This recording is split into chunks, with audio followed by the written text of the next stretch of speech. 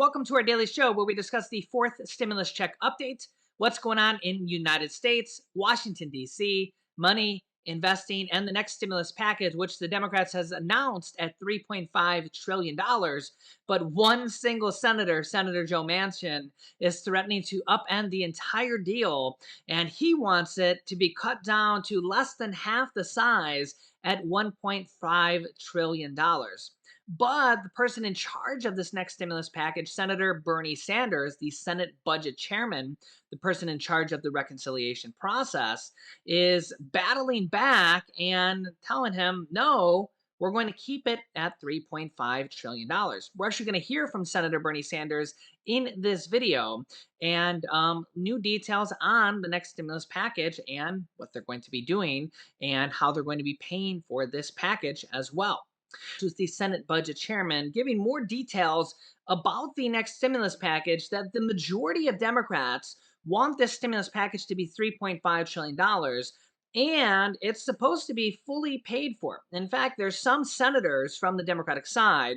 Remember that this next stimulus package is going to be paid for, or I should say, be passed from only the Democrats. There's not a single Republican in support of this, as the Democrats are in charge of, they have the majority of the Senate, the House, and the presidency.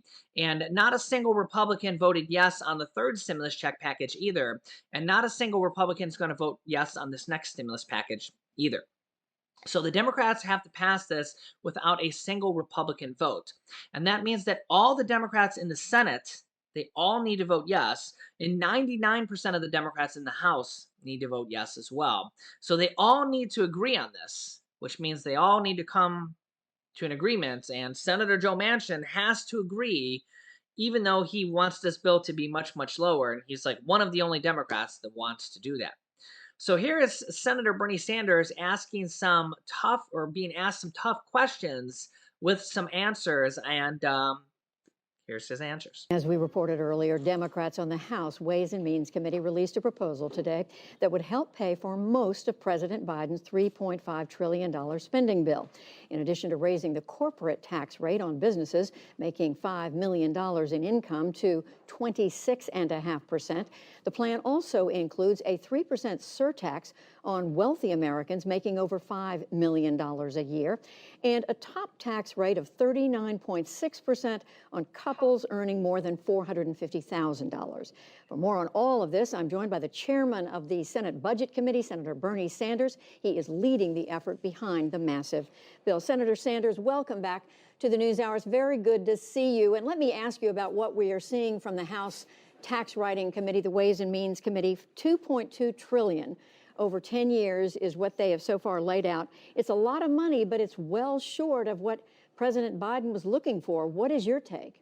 Well, I think we'll probably do a lot better in the Senate. The bottom line is, I think every American knows, is that in our country today, the people on top, the 1% large corporations, are doing extremely well. And what we are seeing is that in any given year, you have multi-billionaires who are not paying a nickel in federal income taxes. That's true for many large, profitable corporations. So I think what the American people are quite clear on, I'm quite clear on, now is the time to demand that the wealthiest people in this country and the largest corporations start paying their fair share of taxes. My hope is that we will pay completely for this $3.5 trillion reconciliation bill. Well, as we mentioned, one of the things they're proposing is to raise the top corporate tax rate from 20% to 26.5%, raising the capital gains tax rate to as high as 31.3% for the very wealthy. That's less than the top rate for earned income. Is that acceptable to you? Well, we'll see what the Senate Finance Committee does. But my general view is that at a time of massive and growing income and wealth inequality, when two people own more wealth than the bottom 40%, when the top 1% has more wealth than the bottom 92%, now is the time to ask the wealthy and large corporations to pay their fair share so that we can begin to address the long neglected needs of working families in terms of our children, in terms of health care, in terms of the elderly. And by the way, in terms of addressing the existential threat of climate change. I was also thinking about something. I find it interesting that they want to raise taxes on individuals, on people. The top tax bracket on people right now is 37%. They want to raise it to 39.6%.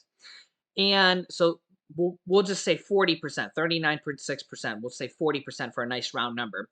Then people have to pay state taxes on there. For example, in California, this top state tax rate is 13.3%. The average tax rate is probably somewhere around 5%, maybe 6, 7% for people. Then people have to pay Social Security taxes, FICA taxes, and property taxes, sales taxes.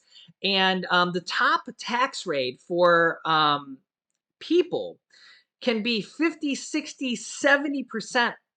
But the top tax rate for corporations that make billions of dollars is only 21%. And they want to raise it to 26.5%.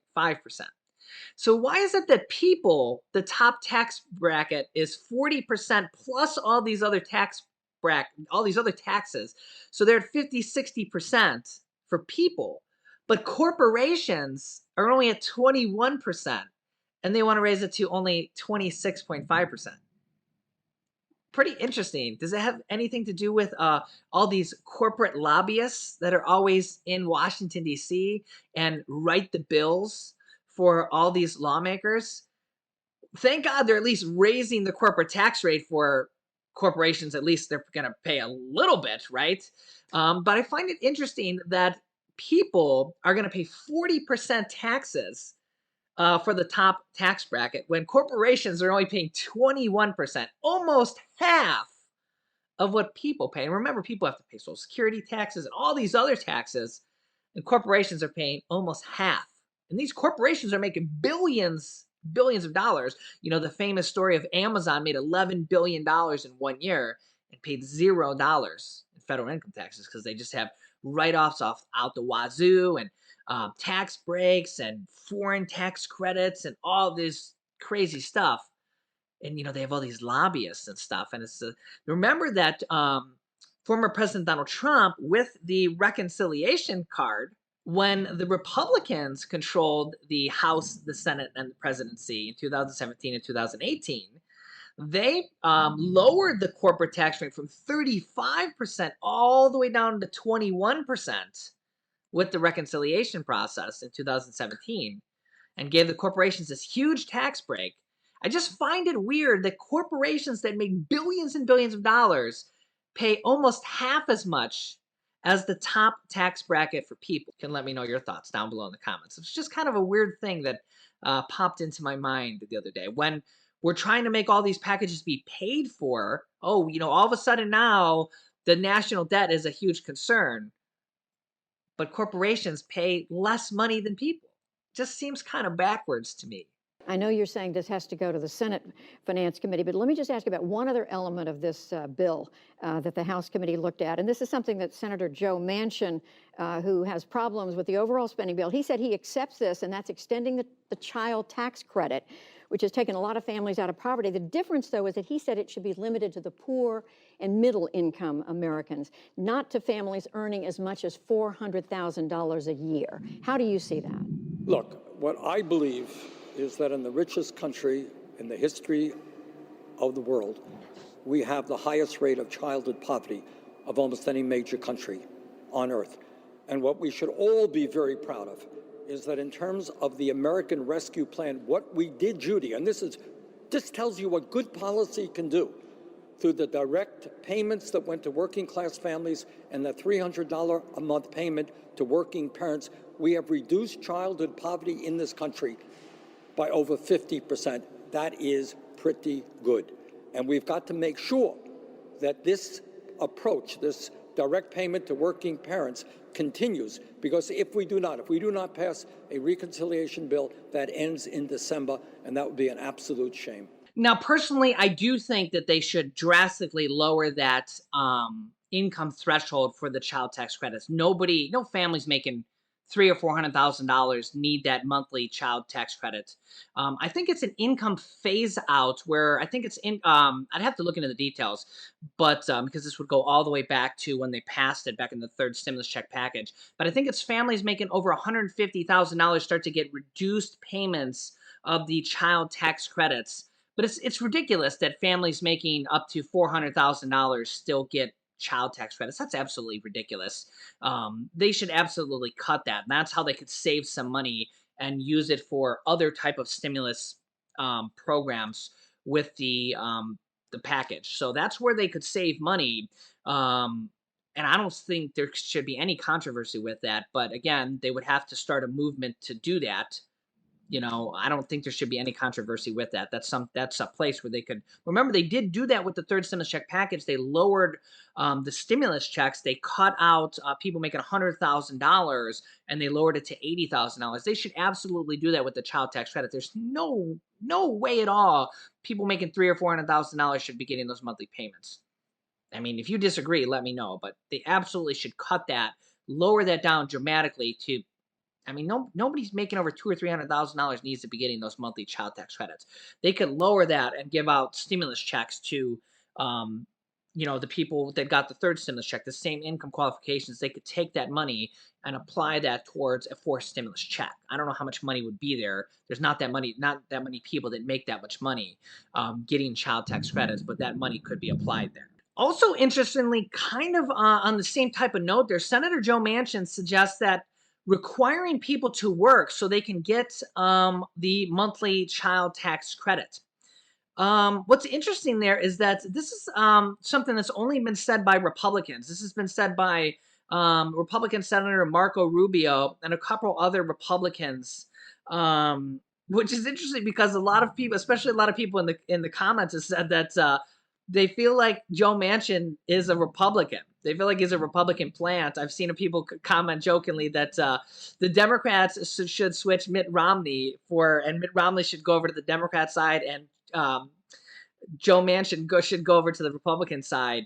So Joe Manchin suggests that requiring people to work should be a requirement for the child tax credits. Now, remember that the Democrats changed that in the third stimulus check package, that you don't need to have any earned income to get the child tax credits. So if you're a stay-at-home mom, you can now get the child tax credits. That used to not be the case. You used to have to need to earn income. So you could be a stay-at-home mom and now get the child tax credits. So people in poverty that have very little income or no earned income at all could get them. You could be on Social Security and not necessarily have earned income because Social Security does not count as earned income. And you could get the child tax credits. Or you could be on disability income that does not count as earned income and get the child tax credit. So Joe Manchin is suggesting, here's his new quote. He says, quote, "You want to help the children and the parents that are basically providing for those children," Manchin said. "There's no work requirements whatsoever. There's no education requirements whatsoever for better skill sets." I'm not sure what education requirements have to do with the child tax credits. It's not like there's education requirements for stimulus checks either. That's an odd statement, to be honest. He says there's no work requirements whatsoever. There's no education requirements whatsoever for better skill sets. Don't you think if we're going to help the children that the people should make some effort relating to potential work requirements? And again, this is Joe Manchin, who's supposed to be a Democrat. We've only heard this type of comments from Republicans. Interesting statement there. You can let me know your thoughts down below in the comments. Do you think people should have to work or have earned income to receive the monthly payments called the child tax credits? Do you think a stay-at-home mom who doesn't have income should get the child tax credits? Do you think somebody on Social Security should be able to receive the child tax credits if they have children? Remember, the Democrats changed that with the third stimulus check package. Previously, if you didn't have earned income, you wouldn't have gotten them. Yeah, so let me know your thoughts down below in the comments. Through the direct payments that went to working class families and the $300 a month payment to working parents, we have reduced childhood poverty in this country by over 50%. That is pretty good. And we've got to make sure that this approach, this direct payment to working parents, continues, because if we do not pass a reconciliation bill, that ends in December, and that would be an absolute shame. Well, for the overall spending bill, $3.5 trillion. I know you, President Biden, and many others are saying it's absolutely necessary, but you've now got several members of your own party, Senator Sanders, who are saying it's just too much. Among them, Senator Joe Manchin of West Virginia. It doesn't look right now as if you've got the votes to get that $3.5 trillion passed. Are you prepared to compromise?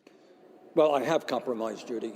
The truth of the matter is I brought forth a budget for $6 trillion, and we need every penny of that, by the way, if we are going to deal with the extraordinary crisis facing this planet in terms of climate change and have the United States lead the world in transforming our energy system. I compromised. I took that and by the way, that $6 trillion budget, I would say, had the support of at least 80% of the Democratic caucus in the Senate. It was what people wanted. I compromised. We took it down to $3.5 trillion. But what you're looking at right now is a budget and a set of proposals, whether it's expanding childcare, expanding Medicare to cover dental, hearing aids, and eyeglasses, making sure that pre-K in America is free and universal, ending the absurdity that we are the only major country on earth not to guarantee paid family and medical leave, building the housing that we need. And by the way, when you do all these things, creating millions, many millions of good-paying jobs, this is a popular idea. It is supported widely by working-class Americans, whether you're Democrat, Republican, or independent.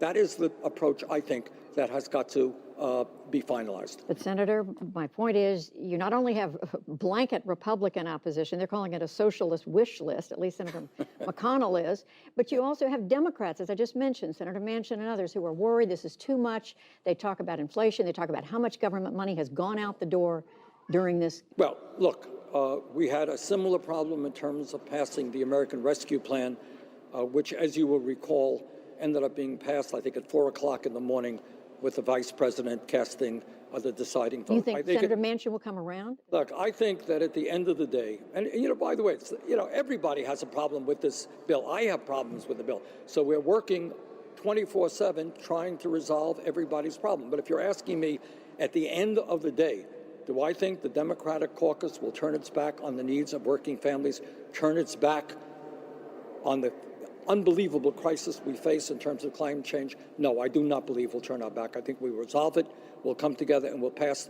By the way, this not only this $3.5 trillion, it is $3.5 trillion reconciliation bill, as you know, is tied together with this $550 billion physical infrastructure bill. And I hope very much that we can pass both. Final, very quickly, different subject.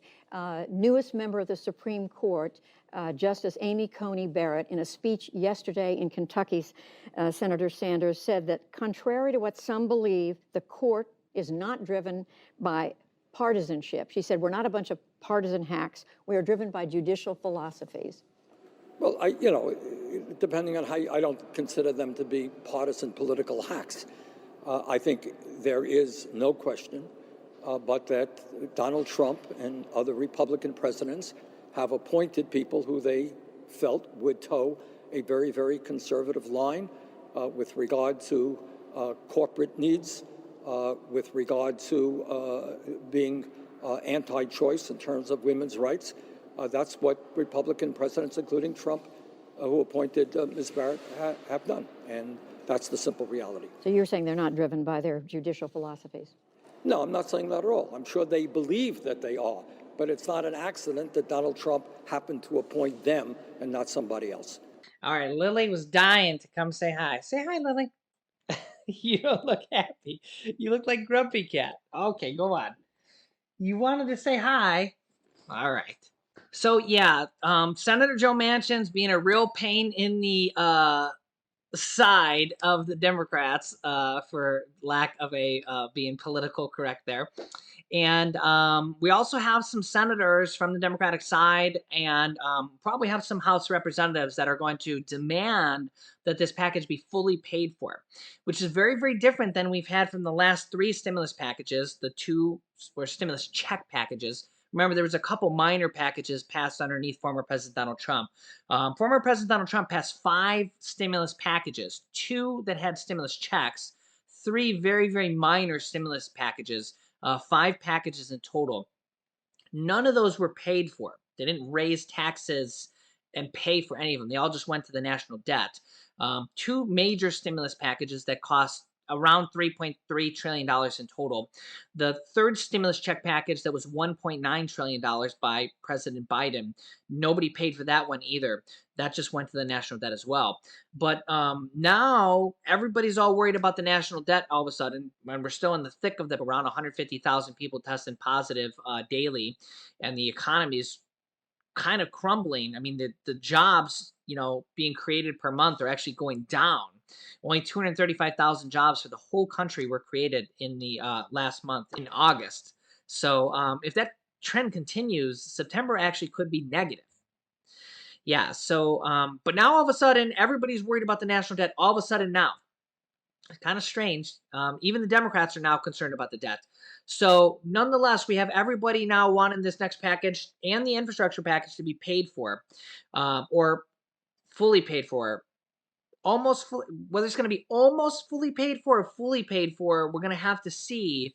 But that might determine how big the package can be. Whether it's going to be 3 trillion, 2.8 trillion, 3.2 trillion, or 3.5 trillion. But then we also have Joe Manchin saying he wants 1.5 trillion, which is just way out of left field. That could be a big difference as well. So, yeah.